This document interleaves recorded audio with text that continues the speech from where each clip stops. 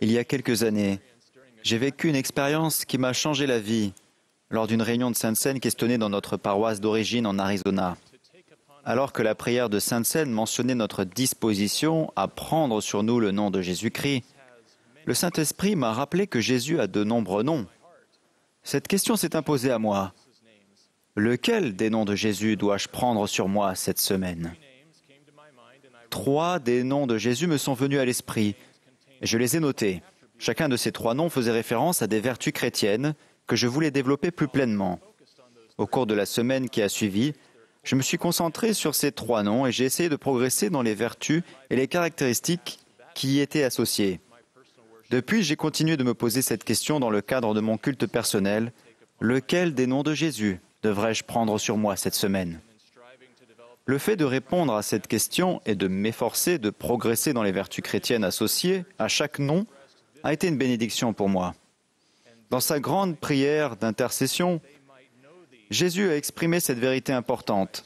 La vie éternelle, c'est qu'ils te connaissent, toi, le seul vrai Dieu, et celui que tu as envoyé, Jésus-Christ. Aujourd'hui, j'aimerais vous parler des bénédictions et de la puissance qui proviennent du fait de connaître Jésus-Christ par ses nombreux noms. Une façon simple d'apprendre à connaître quelqu'un est d'apprendre son nom. Il a été dit que le nom d'une personne est à ses oreilles le mot le plus doux et le plus important qui soit. Vous est-il déjà arrivé d'appeler quelqu'un par le mauvais nom ou d'oublier son nom? Ma femme Alexis et moi avons à l'occasion appelé l'un de nos enfants Lola. Malheureusement, comme vous l'avez peut-être deviné, Lola est le nom de notre chienne. Pour le meilleur ou pour le pire, oublier le nom de quelqu'un montre à cette personne que vous ne la connaissez probablement pas très bien. Jésus connaissait et appelait les gens par leur nom. À l'ancien Israël, le Seigneur a dit « Ne crains rien, car je te rachète. Je t'appelle par ton nom, tu es à moi. » Le matin de Pâques, le témoignage que Marie avait du Christ ressuscité a été renforcé lorsque Jésus l'a appelé par son nom. Dieu a également appelé Joseph Smith par son nom en réponse à la prière qu'il a faite avec foi. Dans certains cas, Jésus a donné à ses disciples de nouveaux noms indiquant leur nature, leur capacité et leur potentiel.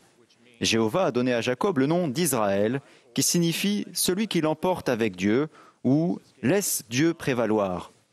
Jésus donna à Jacques et Jean le nom de Boanerges, qui signifie « fils du tonnerre ». Connaissant la façon dont il allait diriger à l'avenir, Jésus a donné à Simon le nom de Céphas ou Pierre, ce qui signifie « rocher ». Tout comme Jésus connaît chacun de nous par son nom, une façon de mieux le connaître est d'apprendre ses nombreux noms. Comme les noms d'Israël et de Pierre, de nombreux noms de Jésus sont des titres qui nous aident à comprendre sa mission, son but, sa nature et ses attributs. À mesure que nous apprendrons les nombreux noms de Jésus, nous comprendrons mieux sa mission divine et sa nature altruiste. Connaître ces nombreux noms nous incite également à devenir plus semblables à lui et à acquérir des vertus chrétiennes qui apportent de la joie et un but à notre vie. Il y a quelques années, Russell Nelson a étudié tous les passages scripturaires concernant Jésus-Christ indiqués dans le guide des Écritures. Il a ensuite invité les jeunes adultes à étudier ces mêmes passages d'Écriture.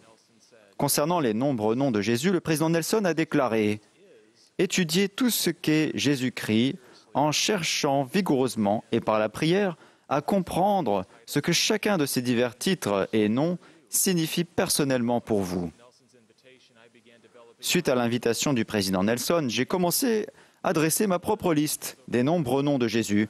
Ma liste personnelle compte maintenant plus de 300 noms, et j'en suis sûr qu'il y en a beaucoup d'autres que je n'ai pas encore découverts. Bien que certains noms de Jésus lui soient réservés, j'aimerais vous faire part de 5 noms et titres qui s'appliquent à chacun de nous. Je vous invite à compléter votre propre liste au fur et à mesure que vous apprenez à connaître Jésus par ses nombreux noms. Ce faisant, vous découvrirez qu'il existe d'autres noms associés à des vertus chrétiennes que vous voudrez prendre sur vous en tant que disciple de l'Alliance de Jésus. Premièrement, Jésus est le bon berger. En tant que tel, Jésus connaît ses brebis, appelle par leur nom les brebis qui lui appartiennent et en tant qu'agneau de Dieu, a donné sa vie pour ses brebis. De la même manière, Jésus veut que nous soyons de bons bergers, en particulier au sein de notre famille, et en tant que frères et sœurs de service pastoral.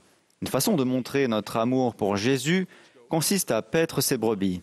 Pour venir en aide aux brebis errantes, les bons bergers vont dans le désert pour retrouver celles qui se sont égarées. Puis, ils restent avec elles jusqu'à ce qu'elles retrouvent la sécurité. En tant que bons bergers, et dans la mesure où les conditions locales le permettent, nous devrions chercher à passer plus de temps à servir les gens chez eux. Dans notre service pastoral, les SMS et la technologie doivent être utilisés pour améliorer et non remplacer le contact personnel. Deuxièmement, Jésus est le souverain sacrificateur des biens à venir. Sachant qu'il ne lui restait que quelques heures avant d'être crucifié, Jésus a dit « Je vous ai dit ces choses afin que vous ayez la paix en moi. Vous aurez des tribulations dans le monde, mais prenez courage, j'ai vaincu le monde. » Aujourd'hui, alors que notre monde est fréquemment sujet à la division, nous avons grand besoin de prêcher et de pratiquer la positivité, l'optimisme et l'espérance.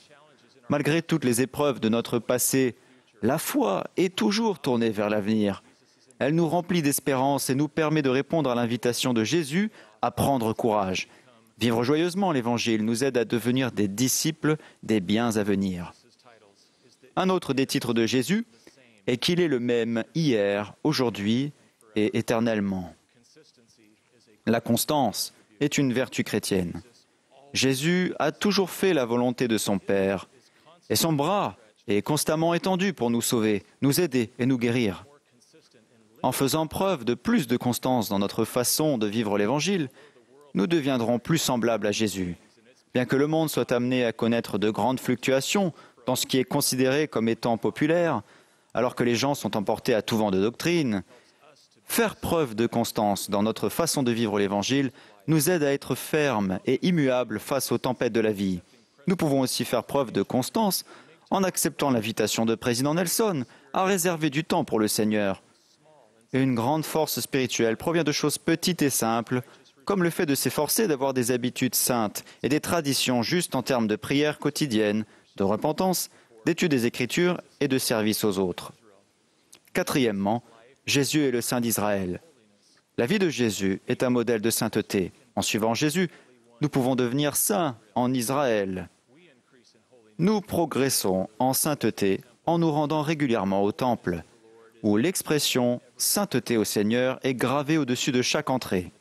Chaque fois que nous nous rendons au temple pour adorer le Seigneur, nous repartons dotés d'un plus grand pouvoir pour faire de notre foyer un lieu de sainteté. À tous ceux qui ne détiennent actuellement pas de recommandations valides pour entrer dans le Saint-Temple, je vous invite à rencontrer votre évêque et à vous préparer à entrer ou retourner dans ce lieu saint. Le temps passé au temple nous permettra de jouir de plus de sainteté dans notre vie. Enfin, Jésus est aussi appelé fidèle et véritable. Jésus a toujours été fidèle et véritable, et il désire sincèrement que nous manifestions ces qualités dans notre vie. Lorsque notre foi faiblit, nous pouvons crier à Jésus « Seigneur, sauve-moi », tout comme Pierre l'a fait lorsqu'il commençait à s'enfoncer dans la mer agitée de Galilée. Ce jour-là, Jésus a étendu la main pour sauver le disciple qui se noyait. Il a fait de même pour moi et il fera de même pour vous. N'abandonnez jamais, car Jésus ne vous abandonnera jamais. Quand nous sommes fidèles et véritables, nous suivons l'appel de Jésus à demeurer en lui, ce qui peut aussi signifier rester avec lui. Lorsque nous sommes confrontés à des questions difficiles, que l'on se moque de nous en raison de notre foi, que ceux qui se trouvent dans les grands et spacieux édifices du monde nous montrent du doigt avec mépris, nous restons fidèles et véritables. Dans ces moments-là, nous nous souvenons de la demande de Jésus. « Tournez-vous vers moi dans chacune de vos pensées. Ne doutez pas, ne craignez pas. » Si nous le faisons, il nous donne la foi, l'espérance et la force nécessaires pour rester avec lui. Chers frères et sœurs, Jésus veut que nous le connaissions parce qu'il porte le seul nom donné sous le ciel par lequel nous pouvons être sauvés.